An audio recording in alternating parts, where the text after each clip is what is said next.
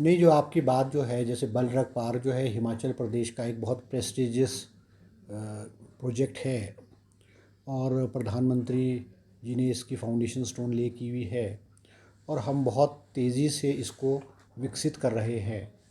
External जो infrastructure है, roads है, वाटर सप्लाई की है और बिजली की सप्लाई है, उसके लिए हमने टेंडर फ्लोट करके काम शुरू कर दिया है।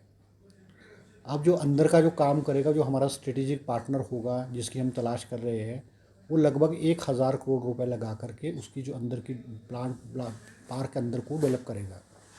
अब उसमें सबसे बड़ा चैलेंज हमको ये है कि जो आपकी बात ठीक है कि इसका जो सॉलिड एफिलेंट होगा, सॉलिड वेस्ट होगा और जो लिक्विड डिस्चार्ज होगा, एफिलेंट होगा, वो बहुत पॉइजनस और बहुत वो डेंजरस टाइप का होगा। और इसको ट्रीट करना, इसको किस तरह से हम उसको करेंगे, ये एक बहुत बड़ा चैलेंज है, क्योंकि इसमें वही व्यक्ति कर सकता है जिसको इसमें एक्सपीरियंस हो। और जिस तरह से आप गुजरात और आंध्र प्रदेश की बात करें, इस वक्त इंडिया में सिर्फ बलरग पार्क एक ही है, वो विशाखापट्टनम में है और उसका जो लिक्विड डिस्चार्ज है उसको ट्रीट करके वो सी में 5 किलोमीटर लाइन ले जा करके सी में उसको कर रहे हैं। मगर जब सी में भी डालते हैं, जो एफ्लुएंट लिक्विड एफ्लुएंट डालते हैं, वो उसको ट्रीट करके डालते हैं। हम हिमाचल प्रदेश में जो लिक्विड एफ्लुएंट है, हम ऐसा प्लांट लगाएंगे, ऐसी ट्रीटमेंट करेंगे कि हमारा जो डिस्चार्ज है, लिक्विड डिस्चार्ज ज़ीरो होगा। हम इस बलरग पार्क से लिक्विड डिस्चार्ज हम करेंगे ही नहीं। जो सॉलिड वेस्ट होगा, सॉलिड होगा, क्योंकि हम जो रॉ मटेरियल लाएंगे, रॉ मटेरियल चाइना से आएगा या बाहर के देशों से आएगा। इंडिया में रॉ मटेरियल इसका बहुत कम मिलता है, क्योंकि बलरग पार्क इसलिए बनाया गया है क्योंकि कोरोना के दौरान इंडिया में जो मेडिसिन्स की शॉर्टेज पड़ गई थी और मेडिसिन्स को बनाने के लिए जो रॉ मटेरियल है वो चाइना से ही आता था। प्रधानमंत्री जी की सोच थी कि भी हम इंडिया में जो है इसका जो रॉ मटेरियल है दवाइयों का, वो इंडिया में बलरग पार्क के माध्यम से उसको बनाया जाएगा। अब इसमें ये मान के चलो आपकी जो हमारा रॉ मटेरियल आएगा, वो राउंड अबाउट 50 to 60% वो जो है वो वेस्ट होगा। उसको किस तरह से ठिकाने लगाना है, किस तरह से जो एक वो हमारे पर्यावरण को, हमारे लैंड को, या मान लो उसके माध्यम से सीपेज ना हो, उसको वो ना हो। क्योंकि हमने एक private medical device park Visakhapatnam में हमारी टीम जो है, इंडस्ट्री डिपार्टमेंट की team, secretary industry, director industry और लोग गए हैं, वहाँ पे उसको लेयर्स में डालते हैं। प्लास्टिक की शीट होगी, उसको डालेंगे, थ्री टायर वो शीट होगी, उसमें रैप करके उसको जो है ना फेजेस में उसको डालते हैं, उसको ट्रीट करके डालते हैं। तो मैं आपको ये विश्वास दिलाना चाहूँगा कि यहाँ जो भी ट्रीटमेंट होगा वो वर्ल्ड क्लास लेवल का ट्रीटमेंट होगा, जिससे कि लोगों को या ज़मीन को या कोई ऐसा जो है इस तरह का कोई नुकसान नहीं होगा। रही है, तो क्या कारण है और इसको रोका क्यों नहीं जा रहा है? नहीं, देखो, क्योंकि मुख्यमंत्री जी के ध्यान में जब आपदा आई, बाढ़ आई, बारिशें आई थी, तो बहुत सारा हिमाचल प्रदेश में नुकसान भी हो गया था। कुछ लोगों का मानना था कि माइनिंग की वजह से जो है ये नुकसान हुआ है। ठीक है, माइनिंग की वजह से भी थोड़ा बहुत नुकसान होता है, ये बात नहीं है। मगर मुख्यमंत्री जी ने फिर आपदा राहत कोष में जो है डिज़ास्टर मैनेजमेंट में जो है क्रशर्स को बंद कर दिया गया था और उन्होंने एक कमेटी फॉर्म की है कि वो जो है इन जो क्रशर्स है इस पे और माइंस हैं, इनको किस तरह से रेगुलेट किया दिया है, किस तरह से इसको चेक किया जाए, वो इन्होंने कमेटी फॉर्म की है और उन्होंने कमेटी ने मुख्यमंत्री जी को रिपोर्ट सबमिट कर दी है। और मेरी सीएम साहब से कल भी बात हुई है और उन्होंने कहा है कि जल्द जो है इस पे जो है इसको जो है जल्द फैसला जो है वो मुख्यमंत्री जी ले रहे हैं। ये बात आपकी ठीक है कि क्रशर बंद होने की वजह से कुछ ज़िलों में, विशेष करके कांगड़ा ज़िले में और कुल्लू और मंडी में जो है वो रेट्स बढ़े हैं और पंजाब से भी रॉ मटेरियल आ रहा है। मुझे विक्रमादित्य पीडब्ल्यूडी मिनिस्टर ने भी मुझे रिक्वेस्ट किया है कि पीडब्ल्यूडी का काम भी जो है वो प्रभावित हो रहा है क्योंकि रोड़ी की अवेलेबिलिटी नहीं है। तो मैंने सारी बातें मुख्यमंत्री जी के ध्यान में लाई और मुख्यमंत्री जी ने आश्वासन दिया है कि इस विषय पे जल्द फैसला हो जाएगा। तो लगभग लगता है कुछ दिनों में, 1-2 दिन में खुल जाएंगे। और नुकसान तो अब ये है कि अब माइनिंग डिपार्टमेंट को तो ये मान के चलो 30 से 40 लाख रुपए हर रोज़ का नुकसान हो रहा है। तो जयराम जी क्या कह रहे हैं, वो तो विपक्ष के रूप में सरकार की तारीफ थोड़ी करेंगे, वो तो सरकार की आलोचना करेंगे, उनका काम है। अब उन्होंने भी अपनी राजनीतिक रोटियां सेकनी है, अपनी दुकान उन्होंने भी चलानी है, भारतीय जनता पार्टी ने भी चलानी है। मगर आप मेरे से भी प्रश्न पूछ रहे हो, हमने 1950 करोड़ रुपए का बलरक पार्क तेज़ी से आगे बढ़ रहा है। मेडिसिनल डिवाइस पार्क जो 350 करोड़ रुपए की लागत से है, वो बहुत तेज़ी से आगे बढ़ रहा है।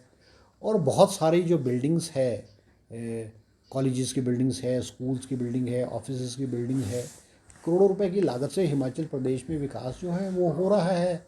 अब ये बात बोलना कि भाई कुछ भी नहीं हो रहा है, ये तो मुझे नहीं लगता कोई तर्कसंगत बात है। और विशेष करके 2-3 महीने में हिमाचल प्रदेश में जिस तरह से आपदा आई है, सारा विकास कार्य और सारी चीज़ें जो है वो थमी है, मगर अब इस सारे काम में विकास के मामले में तेज़ी आई है। नहीं, निश्चित रूप पे जो विंटर सेशन होगा वो धर्मशाला में होगा और समय पे होगा, क्योंकि एक सेशन और दूसरे सेशन के बीच में 6 महीने से ज़्यादा का समय नहीं होना चाहिए। तो अभी तो हमारा जो मानसून सेशन हुआ तो सितंबर में हुआ, तो अभी 2 महीने भी नहीं हुए। तो मुझे ऐसा लगता है मुख्यमंत्री जी से विचार विमर्श करने के बाद जनवरी के दिसंबर में या जनवरी महीने में जो मानसून विंटर सेशन होगा। सर नहीं, देखो, राज्य चयन आयोग जो है उसकी बहाली कर दी गई है, ऑफिसर्स को उसमें डिप्यूट कर दिया गया है, लगा दिया गया है। और रिज़ल्ट्स जो रुके हुए रिज़ल्ट्स थे, उनको जिनमें केसेस नहीं थे उनके रिज़ल्ट्स घोषित करने के लिए मुख्यमंत्री जी ने कह दिया है। और नई जो रिक्वेजिशन है, नई रिक्वेस्ट है डिपार्टमेंट्स की, हमीरपुर सबॉर्डिनेट सर्विस चयन आयोग को, वो डिपार्टमेंट ने कर दी है।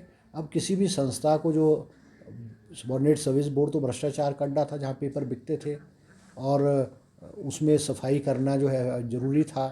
अब वो नॉर्मल रूटीन में हमीरपुर बोर्ड जो है वो काम करेगा और हिमाचल प्रदेश में नौकरियों के मामले में तेज़ी आएगी।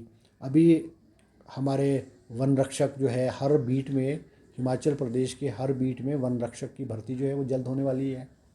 और आईपीएस डिपार्टमेंट में जो है मल्टीटास्क वर्कर जो है उनकी भर्ती आरंभ होने वाली है। फॉरेस्ट गार्ड्स है, माइनिंग गार्ड्स है, उन सारे के लिए रिक्वेजिशन जो है डिपार्टमेंटों ने कंसर्न्ड हमीरपुर बोर्ड को कर दी गई है।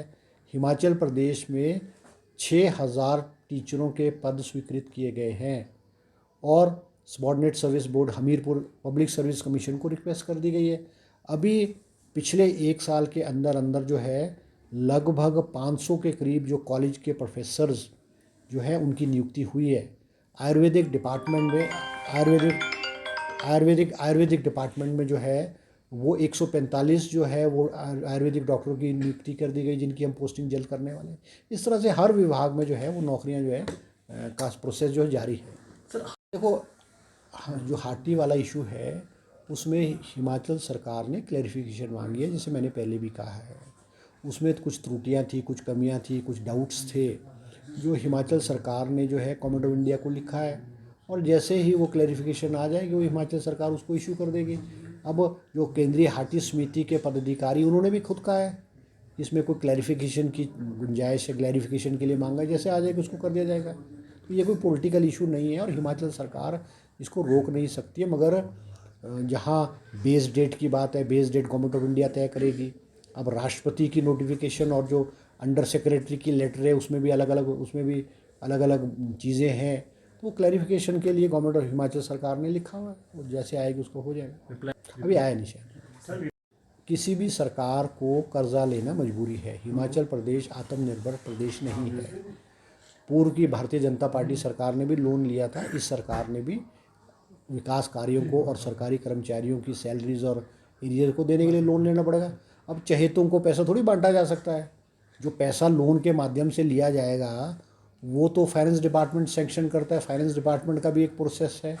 अब वो चहेतों को पैसा, कोई रेवड़िया पैसा जो है रेवड़ियों की थोड़ी बांटा जाता है। ये मान लो भारतीय जनता पार्टी और जयराम जी का कहना गलत है। अब ठीक है, राजनीति में पॉलिटिकल अपॉइंटमेंट भी बहुत सारी होती है। आज तो 1 साल का समय कांग्रेस सरकार का हुआ है, पॉलिटिकल अपॉइंटमेंट्स बहुत कम हुई है। आज जो है चेयरमैन वाइस चेयरमैन के रूप में मेरे ख्याल हिमाचल प्रदेश में आधा दर्जन लोग भी नहीं है और मुख्यमंत्री के ऑफिस में जो ओएसडीज और पॉलिटिकल सेक्रेटरीज हैं 5-6 लोगों को लगाए गए हैं। तो ये तो किसी भी पॉलिटिकल प्रोसेस में जो है वो राजनीतिक मजबूरियां होती है, काम चलाने के लिए सरकार करती है।